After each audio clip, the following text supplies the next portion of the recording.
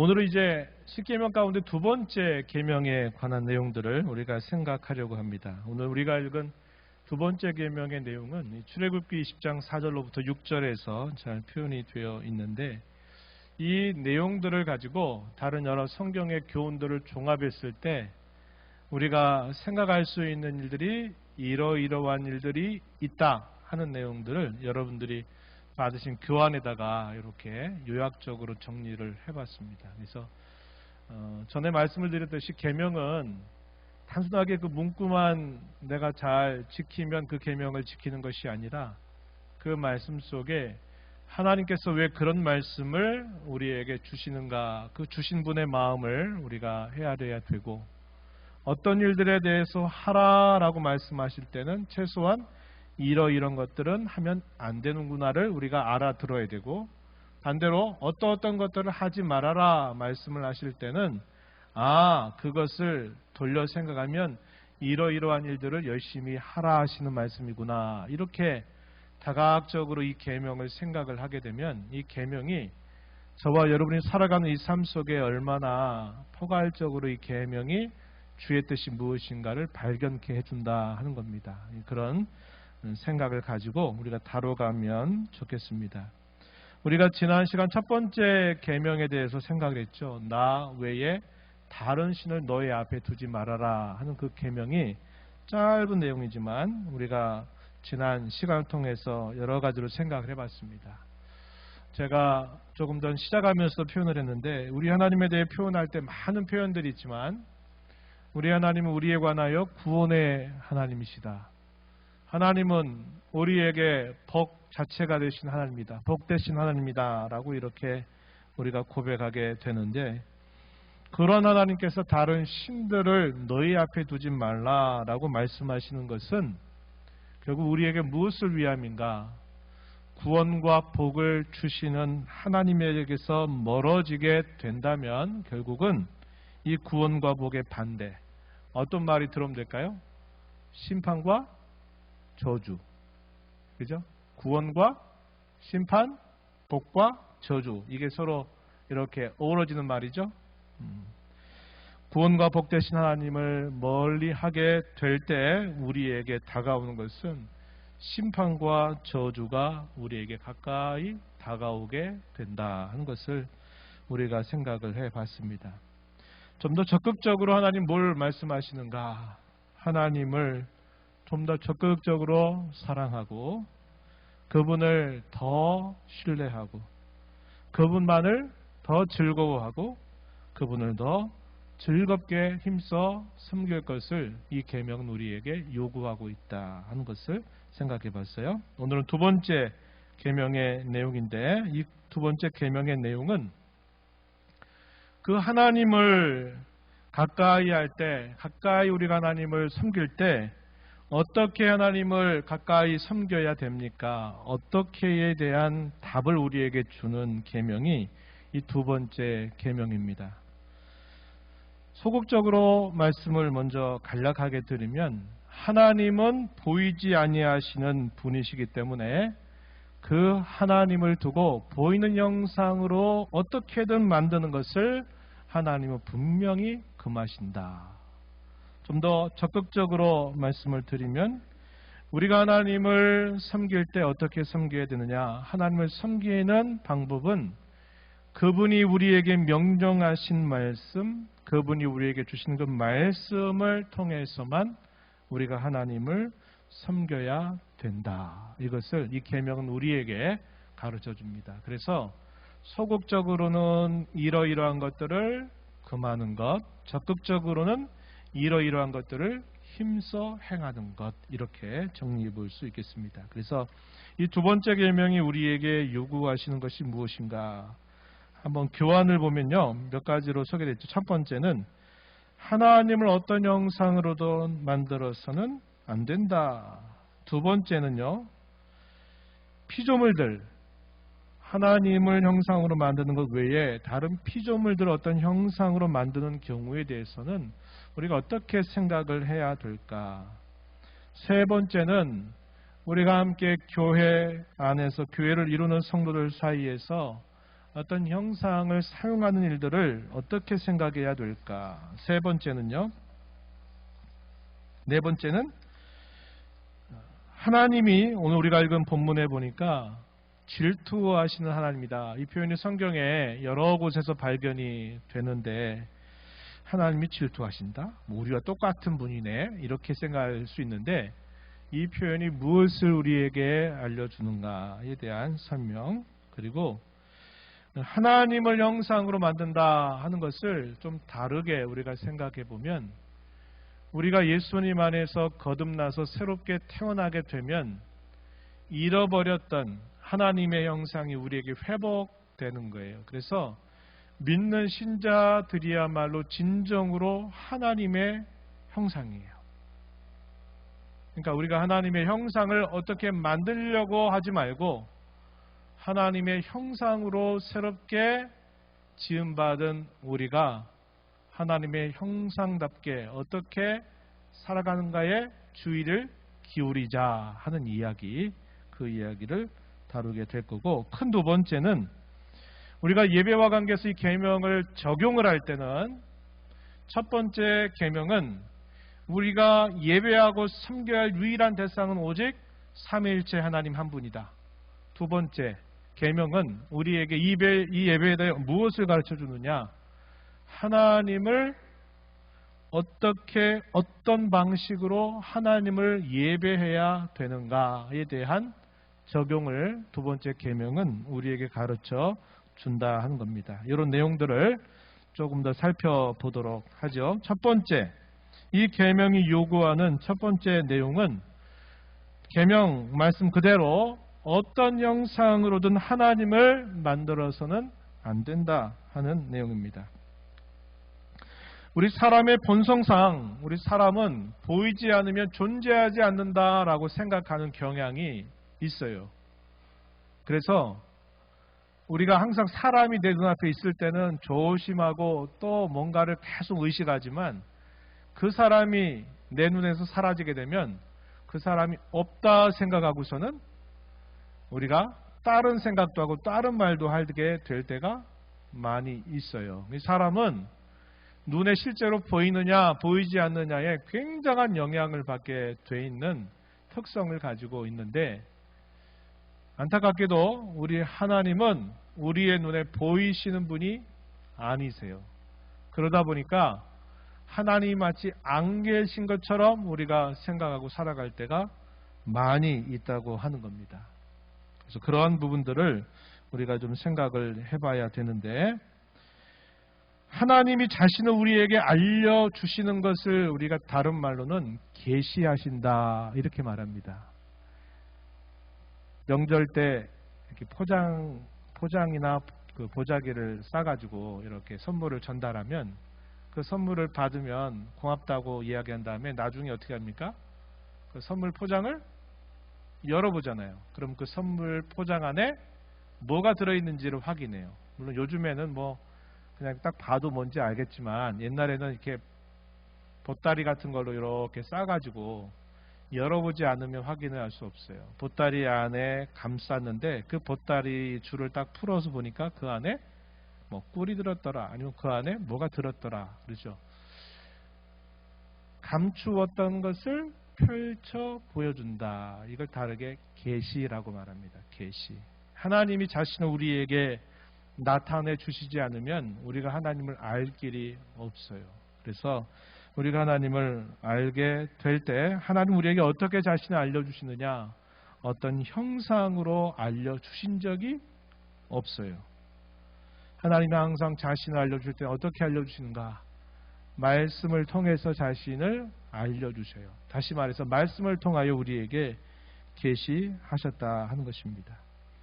하늘 위에 있는 어떤 것이나 땅 위에 있는 것이나 땅 아래 물속에 있는 어떤 것이더라도 하나님과 견줄 수 있는 형상이 이 세상에는 있을 수가 없다 하는 것입니다. 그래서 마치 그런 것들 중에 아무리 좋은 것이라고 우리가 생각해서 이것을 하나님이라고 생각하자 말해도 그것은 결국 이 계명을 범하는 죄가 된다 하는 겁니다.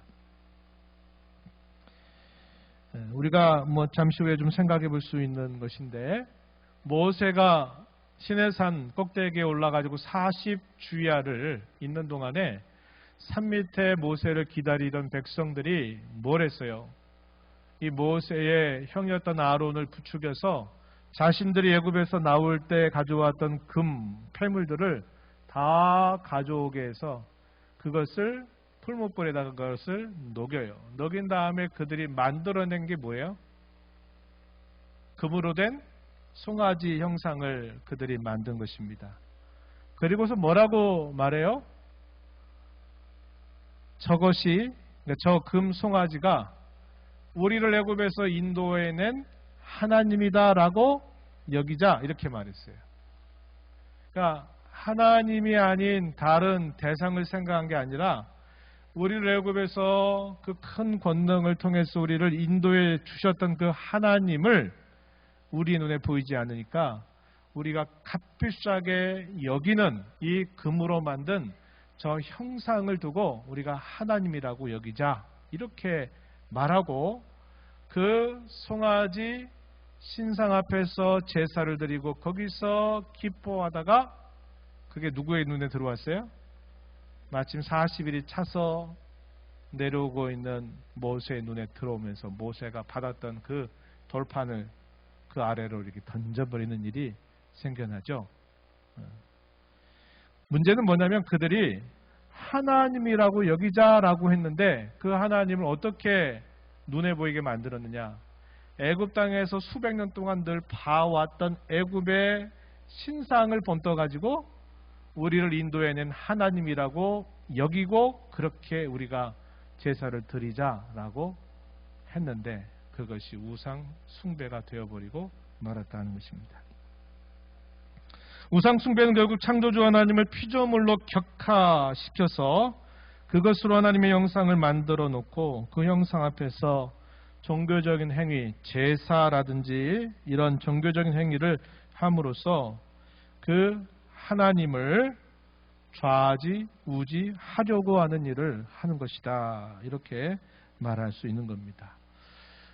가나안의 이 고대 근동의 이 가나안의 모든 종교들의 보편적인 특징은 뭐냐면요, 자신들이 조종할 수 있는 신이에요.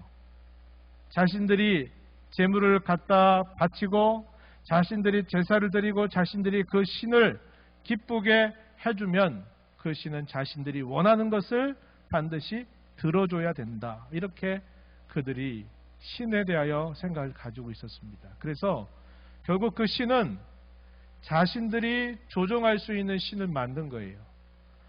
그런데 하나님을 그런 식으로 만들려고 했던 겁니다. 근데 하나님이 그렇게 되시는 분이 아니잖아요. 하나님이 마치 다른 사람이 자신들이 만든 신을 조종해가지고 자기들이 원하는 대로 그 신을 부려먹는 그러한 대상이 아니라 하나님은 천지의 유일하신 살아계신 하나님이시기에 그렇게 되실 수 있는 분이 아닌 거죠. 그래서 하나님은 어떤 형상이라도 만들지 말아라, 이렇게 말씀을 하시는 겁니다.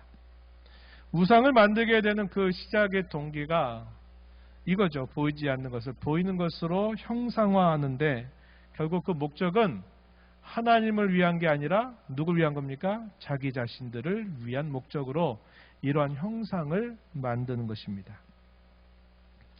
그럼 조금 더 깊이 들어가 보면 사람들이 왜 이렇게 우상이라고 하는 걸 만들기를 좋아할까 할 때 우리의 믿음의 선배들이 말하기를 뭐라고 말했냐면 사람의 마음이 진짜 우상을 만들어내는 제조 공장과 같다, 이렇게 말을 했습니다. 이 말이 여러분 어때요? 구구절절이 맞죠? 모든 우상 숭배의 시작은 어디로부터가 아니라 우리 마음속에 있는 것으로부터 시작하게 돼 있어요. 무엇인가를 원하고 기대하고 무엇인가를 해주기를 바라는 그 마음. 그래서 신약 성경에 가면 탐심이 곧 우상 숭배다, 이렇게 그 본질을 꿰뚫어서 우리에게 가르쳐 주고 있는 겁니다. 우리의 마음이 바로 우상, 온갖 우상을 만들어내는 제조 공장과 같다 그랬어요. 그래서 이 마음을 잘 다스리는 일들이 우리에게 굉장히 중요하다 이렇게 여길 수 있습니다.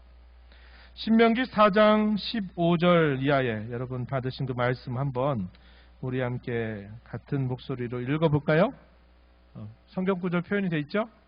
예, 우리 함께 읽어봅니다. 신명기 4장 15절부터 한번 읽어볼게요. 시작. 여호와께서 호렙산 불길 중에서 너희에게 말씀하시던 날에 너희가 어떤 형상도 보지 못하였은즉 너희는 깊이 삼가라. 그리하여 스스로 부패하여 자기를 위해 어떤 형상대로든지 우상을 새겨 만들지 말라. 남자의 형상이든지 여자의 형상이든지 땅 위에 있는 어떤 짐승의 형상이든지 하늘을 나는 날개 가진 어떤 새의 형상이든지 땅 위에 기는 어떤 곤충의 형상이든지 땅 아래 물속에 있는 어떤 어족의 형상이든지 만들지 말라. 예, 1계명에 대하여 이 구절은 잘 설명해 주고 있음을 보게 되죠.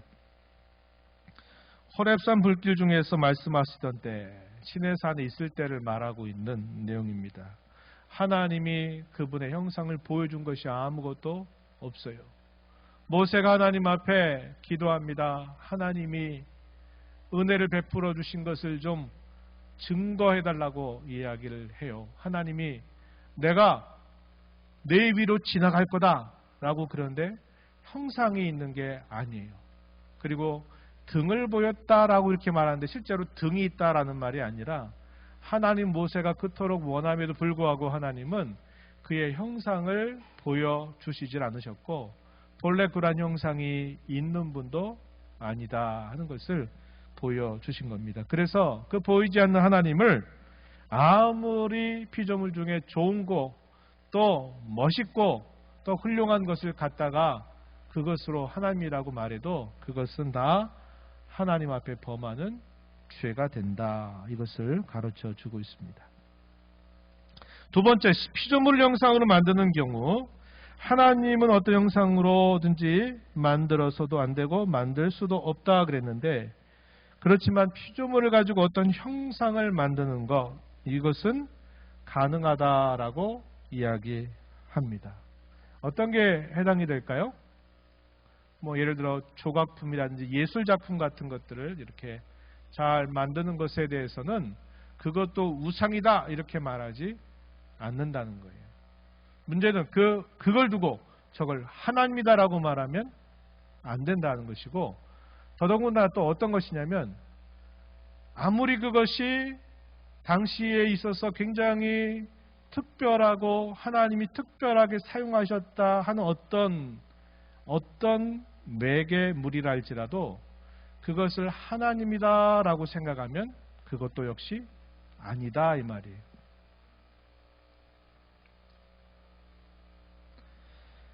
그것을 경배하기 위해서나 하나님께 예배하는 데 사용하기 위해 형상을 만들거나 소유하는 것은 안 된다 이렇게 금하고 있습니다. 여러분 구약시대 때 이스라엘 백성들이 광야 생활을 할 때 하나님께 대해서 원망을 하다가 하나님께서 그들을 징계하실 때 그들이 살고 있는 텐트 주위로 광야 사막에 있는 붉은 뱀 독이 있는 그 뱀들을 하나님이 몰아가시죠. 어디로 뭐냐면 이스라엘 백성들이 장막을 치고 있는 그곳으로 이 사막에 있는 독이 있는 뱀들을 막 몰아버리셨어요. 그러니까 그 불뱀들이 이스라엘 백성들이 있는 텐트 안으로 들어오니까 그 뱀에 물려요. 뱀에 물리고 나서 죽어가는 겁니다. 모세가 하나님 앞에 기도합니다. 하나님, 이 백성들의 죄를 용서해 주시고 살려달라고 하나님 앞에 기도했더니 하나님께서 뭐라고 말씀하시냐면 노스로 뱀을 만들어서 그 뱀을 장대 위에 높이 달아라 이렇게 말씀하시면서 그 장대 위에 달려있는 뱀을 본 사람 누구든지 산다. 그러나 그 말을 믿지 않고 쳐다보지 않는 사람 다 죽는다 이렇게 말씀을 하셨고 모세가 하나님이 하라고 한 대로 그렇게 했는데 실제로 그런 일이 생겼어요. 그 노스로 달려있는 장대 위에 달린 뱀을 본 사람이 치유를 받고 그게 무슨 약도 아니고 바르는 것도 아니요 하면서 불신했던 사람들은 그 독에 의해서 결국 죽었습니다. 그 노수로 만든 뱀, 이게 어떻게 쓰인 거예요? 그냥 일반적인 노수로 만든 뱀, 일반적인 형상이 아니라 그걸 뭘로 사용했냐면 하나의 성례와 같은 도구로 사용을 한 겁니다. 그렇죠? 그러니까 성물처럼 구별해서 사용했는데 이 놋뱀이 계속 이스라엘 역사 속에서 이게 보존이 돼가지고 이 놋뱀이 언제까지 가냐면 한참 후대의 히스기야 시대까지도 이 놋뱀이 보존이 되었어요. 그리고 사람들이 그 놋뱀을 어떻게 생각했을까요?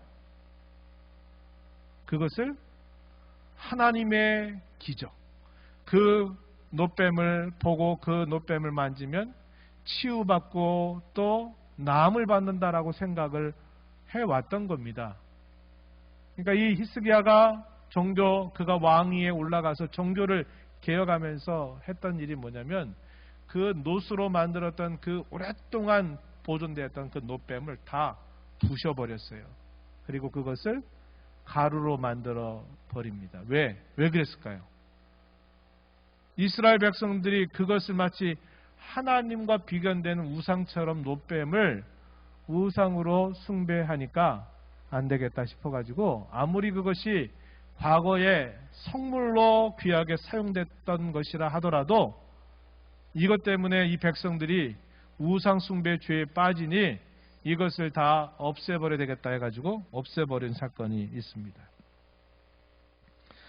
열왕기하 18장 4절 말씀, 여러분 그 9절 한번 보면 그가 히스기야를 말합니다. 여러 산당들을 제거하며 주상을 깨뜨리며 아세라 목상을 찍으며 모세가 만들었던 놋뱀을 이스라엘 자손이 이때까지 향하여 분향함으로 그것을 부수고 뭐라고 했다고요? 누후 수단이라 일컬었다. 이렇게 말합니다. 그러니까 이것이 과거에는 굉장하게 중요한 걸로 사용이 됐지만 하나님 그때 그것을 사용하셨기 때문에 중요한 것이고 그 이후에 사용하지 않으면 일반적인 똑같은 그냥 하나의 형상에 지나지 않는데 이스라엘 자손들이 그 오랜 시간 동안 계속 그것을 보존하면서 그거에 계속 분향을 했다는 거예요. 뭐가 됐다는 말입니까? 우상이 되어버렸다 이 말이에요. 그래서 그것을 제거해버렸다고 이야기합니다. 또 어떤 이야기가 하나 있냐면요.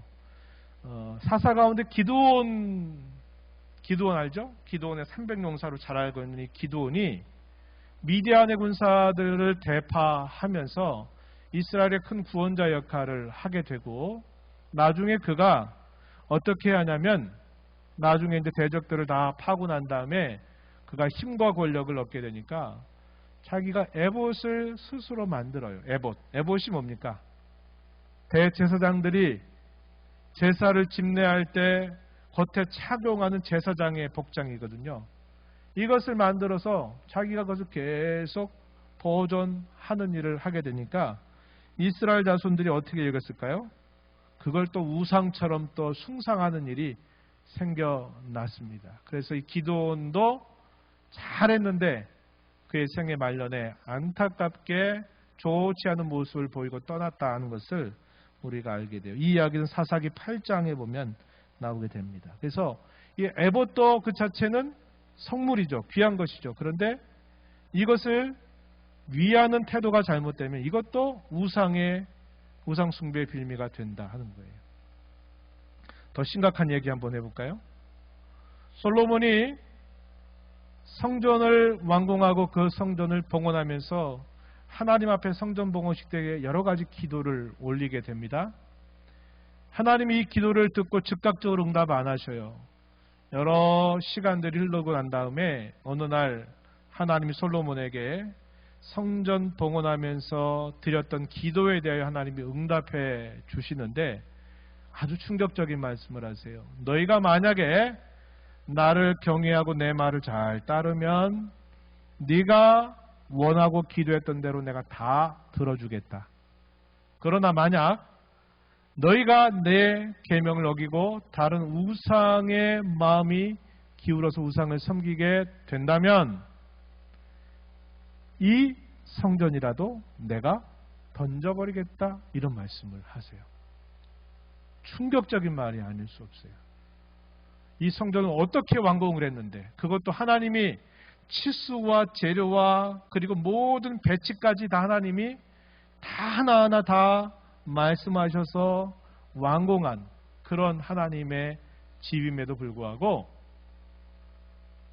이 성전이라도 내가 던져버리겠다 이런 말씀을 하신 거예요. 왜 그럴까요? 실제로 이런 일이 생겼습니까? 안 생겼습니까? 생겼어요? 안 생겼어요? 생겼잖아요. 언제? 바벨론의 침공으로 결국 예루살렘 성전이 완전히 무너져 버리고 성전의 기물들이 다 이방의 궁정으로 다 옮겨져 버리는 일이 있었단 말이에요. 왜 그랬을까요? 결국 그 성전 자체를 우상으로 삼았기 때문에 그래요. 그 성전이 왜 중요합니까? 그 성전이 하나님의 임재와 그분의 영광이 나타날 때 그 성전이 그 가치를 발하게 돼 있는데 이스라엘 백성들이 어떻게 하냐면 성전에 임재하신 하나님은 무시해버리고 뭐만 얘기해요? 성전이 우리 가운데 있다. 이것만 이야기하는 겁니다. 그러면 하나님이 임재하지 않는 성전이 아무리 값비싼 금으로 보석으로 만들어진 집이라 하더라도 그것은 하나님 거기 안 계시면 안 계시는데 사람들이 그 성전을 하나님처럼 위한다. 그러면 뭐가 될까요? 성전이 뭐가 돼요? 우상이 되는 거예요. 그걸 기억해야 돼요. 근데 사람들은 보이지 않는 하나님은 별로 관심에 두지 않고 하나님이 계신다고 말씀하셨으니까 이 성전은 하나님이 계신 곳이야. 그렇게 말하고 그것만 붙들면 하나님이 반드시 계신다고 생각을 했던 거예요. 그게 뭐예요? 우상 숭배가 된 겁니다. 성전 우상 숭배가 되는 일은 이미 오랜 구약 시대부터 있었던 이야기라는 것을 우리는 확인하게 되는 거예요. 우리 잘한 이야기도 있잖아요. 블레셋과 이스라엘 백성들과 전쟁이 벌어질 때 우리 얼마 전에 사무엘 상 읽었잖아요. 전쟁에 피하니까 이게 무슨 일이냐 그래가지고 법궤가 함께 나가지 않았기 때문이다 그래가지고 법궤를 전쟁에 가지고 나갔는데 블레셋이 그 소식을 듣고 간담이 녹았대요. 왜? 광야에서 이스라엘 백성들을 인도해서 저 가나안 땅을 차지하게 하신 하나님이 저들과 함께하기 때문에 우리는 어차피 죽을 거 목숨 걸고 싸우자 이렇게 전열을 가다듬었던 것이고 이스라엘 백성들은 어떻게 합니까? 언약궤가 우리와 함께 있으면 우리는 무조건 승리다라고 해서 전쟁에 붙었는데 결과가 어떻게 됐을까요? 언약궤는 빼앗기고 블레셋은 죽기를 각오하고 싸우자 그랬는데 완전하게 승리를 거두고 이스라엘은 참패를 당하게 되는 일이 있었어요. 왜 그래요? 법궤를 뭐로 생각한 거예요? 우상처럼 한 거예요. 하나님이 안 계시는데 법궤만 가지고 나가면 승리한다고요? No. 아니라는 거예요. 그것을 착각한. 그래서 이러한 내용들을 우리가 살펴보면 이 계명, 두 번째 계명이 갖고 있는 의미가 굉장히 중요하다는 것을 우리는 알게 되는 것입니다. 교회에서 형상을 사용하는 문제에 관해서 로마 카톨릭에서는요, 평신도의 신앙의 장려를 위해서 형상들을 사용해도 된다라고 말을 했지만 우리의 종교개혁자들은 그것조차도 부정했어요. 그래서 교회에서 우리가 어떤 형상들을 사용할 때 매우 주의가 필요합니다. 우리 사람이 뭔가 이렇게 보이는 것이나 이런 쪽으로 계속 방향이 나가게 되면 나중에 보이는 게 없어지잖아요? 그러면 이제 답답해서 아무것도 못하겠다고 하는 거예요. 그런 게 참 어려운 문제입니다. 구약의 하나님이 자신을 나타내실 때 말씀을 통하여 나타나셨어요. 보이는 형상으로 나타나신 적이 없어요. 하나님이 임재하실 때 대신 뭐를 보였냐면 빽빽한 구름, 뇌성과 또 번개나 이런 것들을 통해서 하나님이 거기에 계시던 걸 두려움을 갖게 하도록 나타나긴 하셔도 하나님이 어떤 형상을 가신 적이 없었다는 거예요. 그래서 하나님은 항상 자신을 말씀을 통하여 계시하셨어요. 오늘날 우리가 이제 교회 가운데서 이러한 형상들을 막 무분별하게 막 사용을 해버리면 나중에 이거 다 보여주는 거 익숙하다가 보여준 거 없으면 이제 우리는 예배 못하겠다. 못하겠다 이렇게 돼요. 사람의 본성이 그렇습니다. 그래서 이런 면에서는 상당한 주의를 기울여야 된다 하는 것이고, 네 번째, 질투하신 하나님에 대하여 말씀하시는 내용. 하나님 우리와 똑같은 본성을 가지고 계시구나 이렇게 생각하기 쉬운데, 우리가 잘 이해할 수 있는 표현으로 하나님 그렇게 표현하신 것이 나는 질투하는 하나님이다 라고 말씀하신 내용입니다. 이게 무슨 뜻이냐 이야기하면, 하나님과 자기 백성 사이에 사랑으로 맺어진 이 언약의 관계를 표현할 때, 그 언약의 관계에서 마치 신랑과 신부가 결혼을 해서 다른 여인에게 혹은 다른 남자에게 내가 눈길을 돌리지 않겠다고 서로 약속을 한 것처럼, 하나님께서는 자기 백성들이 하나님 외에 다른 것들의 마음을 빼앗기는 것에 대하여 하나님은 무척이나 그것을 싫어하신다는 것을 표현하기 위하여 질투하시는 하나님이다 이렇게 표현을 하십니다. 그 질투가 어떻게 나타나느냐, 그 백성들 향한 징계, 때로는 벌로 나타나기도 한다 하는 겁니다. 그래서 우리가 읽었던 5절과 6절에 보니까, 나 내 하나님 여호와는 질투하는 하나님인즉 나를 미워하는 자의 죄를 갚되 아버지로부터 아들에게로 3, 4대까지 이르게 한다, 이런 말씀이 있어요. 왜 그럴까요? 하나님은 온전한 사랑을 원하고 온전한 희생을 원하고 온전한 섬김을 원하신다 하는 겁니다. 우리가 하나님을 대할 때 우리의 삶에 남은 어떤 한 부분, 남은 짜투리의 어떤 한 시간, 우리가 가진 것의 일부만 하나님 앞에 드려도 아이고 고맙다, 잘한다, 이런 분이 아니라는 거예요. 하나님은 가장 소중한 것을 무엇보다도 원하시고, 무엇보다도 하나님을 진심으로 사랑하는 것을 하나님은 원하신다는 거예요. 근데 우리는 많은 시간 속에서 많은 우리에게 주어진 것들이 마치 내가 다 소유한 것인 양 생각을 하면서 하나님 앞에 내가 뭔가를 하는 것인 양 이렇게 생각할 때가 많은데, 이것은 잘못된 신앙의 태도다 하는 겁니다. 저와 여러분이야말로 구원받아서 잃어버렸던 하나님의 형상을 다시 주 안에서 회복한 사람들이라고 성경은 가르쳐 줍니다. 하나님을 따라 의와 진리의 거룩함으로 지으심을 받은 새 사람을 입으라. 이것이 에베소서 4장 24절에 주어진 말씀인데, 우리가 하나님을 어떤 형상으로 만드는 것보다 우리가 관심을 가져야 될 것은 뭐냐? 저와 여러분 각자가 하나님의 형상으로 회복되었다고 하는 거예요. 그럼 하나님의 형상이 뭡니까? 라고 말할 때 그것은 우리의 변화된 성품이에요. 죄로 인하여 잃어버렸던 우리에게 주신 하나님의 성품들을 우리가 다시 그 성품을 예수님을 통해서 받았기 때문에 그 성품을 잘 드러내면서 하루하루를 살아가기를 하나님이 원하세요. 그것이 저와 여러분이 하나님의 형상이 됐을 때 하나님이 원하시는 바다 하는 겁니다. 그래서 여러분이 흩어진 교회로 한 주간 동안 살아가시면서 일터에서 사람과의 만남 속에서 여러분들이 기억하실 게 뭐냐면, 한번 따라해 보실까요? 나는 하나님의 형상입니다. 여러분들이 이걸 잊지 말아야 돼요. 나는 하나님의 형상이라는 거예요. 다른 사람은 나를 통해서 누구를 볼 수 있어야 되느냐?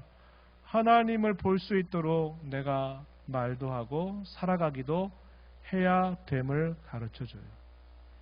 하나님의 형상으로 내가 내 삶에서 열심히 기도하고 의지하며 살아가게 돼서 다른 사람들이 나를 통해서 하나님의 계심을 보게 하는 것처럼 복된 것은 없다고 우리에게 가르쳐주고 있는 것입니다. 자, 여기까지 하죠. 예배의 원리에 대해서는 우리가 다음 시간에 조금 짚어보고 이어서 하도록 하겠습니다. 여러분 꼭 기억하십시오.